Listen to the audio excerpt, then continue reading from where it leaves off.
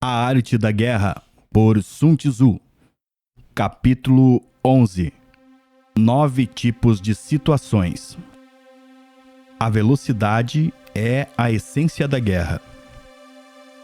Sun Tzu disse: a arte da guerra reconhece 9 situações de acordo com a variação dos terrenos: o dispersivo, o fácil, o controverso, o aberto, o de estradas cruzadas, o terreno crítico, o difícil, o vulnerável a emboscadas e o mortífero.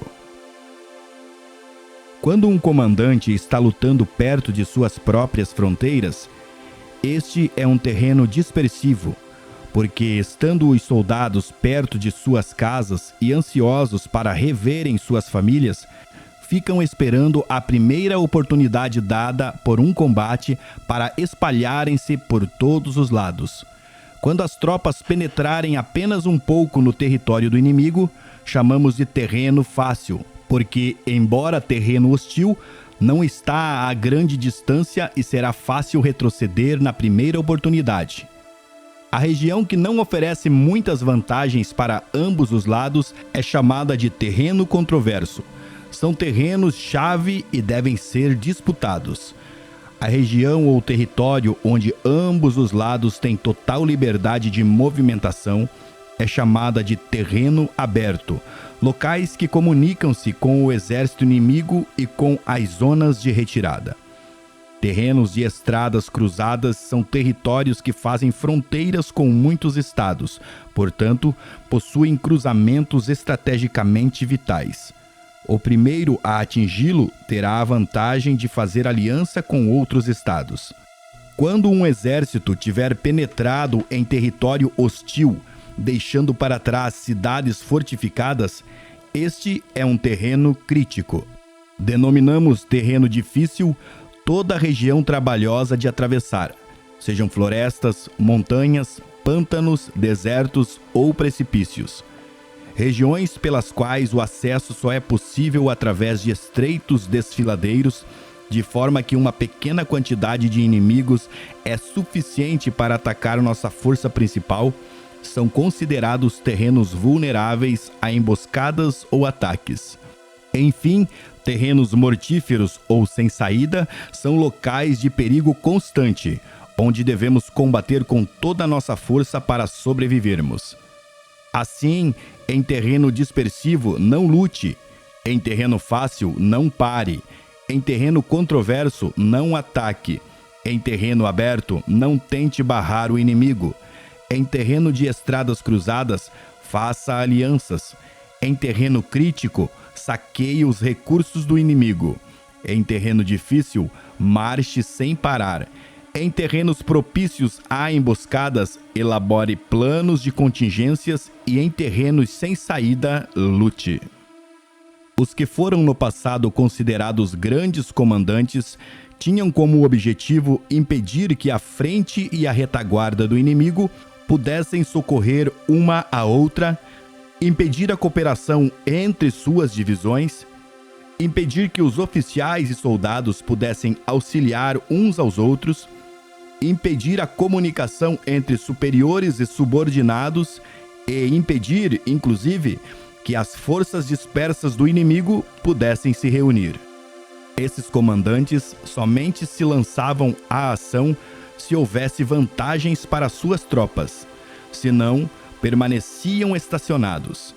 Se lhe perguntassem como agir no caso de haver um adversário em grande número e com estrita disciplina pronto para atacar, ele com certeza responderia: apodere-se de algo que ele não pode se dar ao luxo de perder, ele ficará em suas mãos.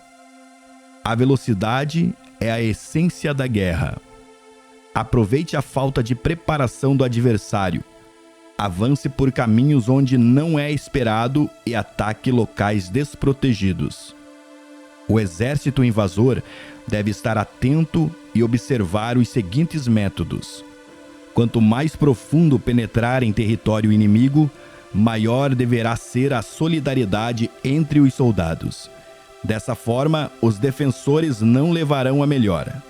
Saqueie os campos férteis do inimigo para suprir suas tropas de alimentos. Cuide do bem-estar de seus homens e não os sobrecarregue. Mantenha seu exército sempre em movimento. Coloque suas tropas em situações sem saída. Seus homens preferirão morrer a fugir. Uma vez lutando dessa forma, darão o máximo de si e não terão medo, mesmo se caírem no mais desesperado cerco. Se não houver onde se refugiarem, todos continuarão firmes. Assim, sem precisar ser mandados, seus homens estarão em constante alerta. Cumprirão seus deveres e serão fiéis e disciplinados. Portanto, no dia em que esses homens forem ordenados a partir para o combate, talvez chorem, porém não por medo, mas porque todos estão dispostos a vencer ou morrer.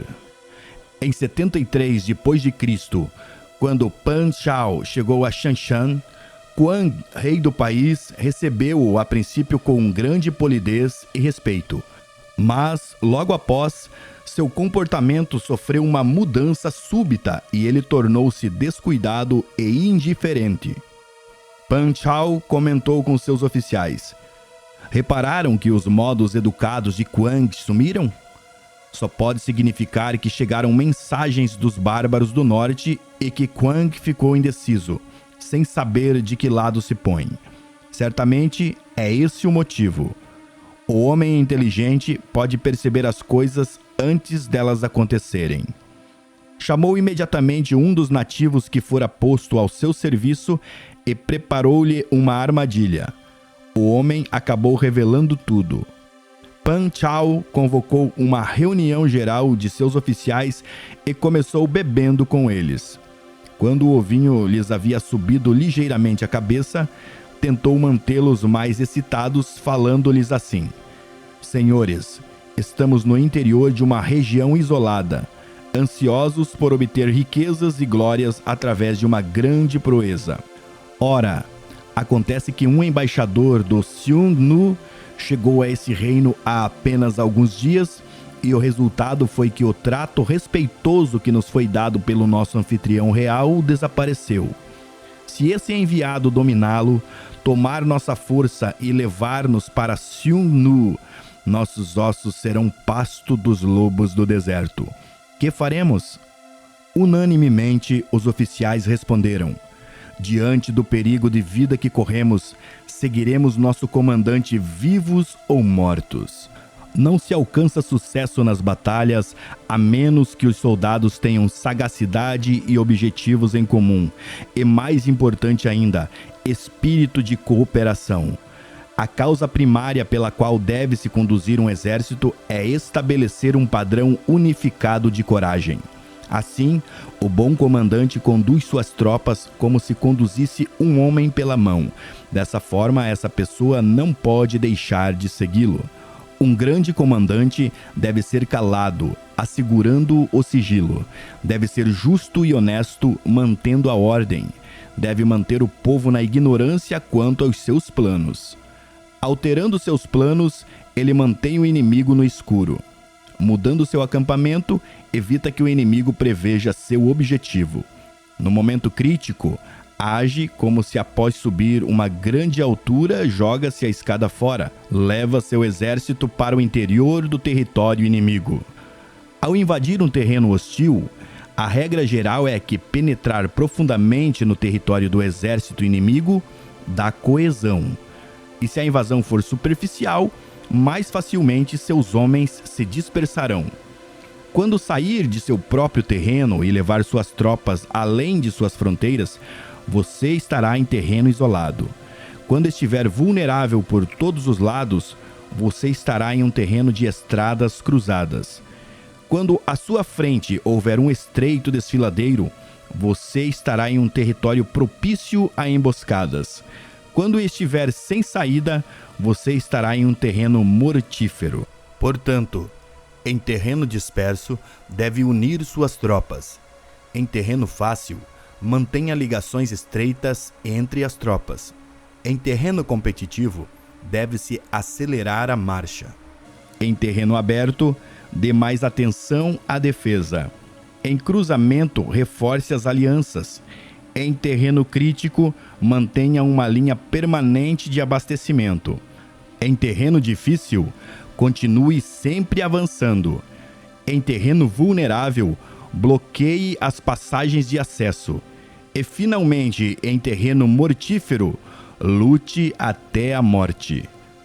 Antes de firmar aliança com estados vizinhos, procure conhecer as intenções de seus soberanos e somente disponha seu exército nessas terras com o auxílio de um guia local, pois é preciso estar familiarizado com a geografia do local, a fim de transformar empecilhos naturais em vantagens estratégicas.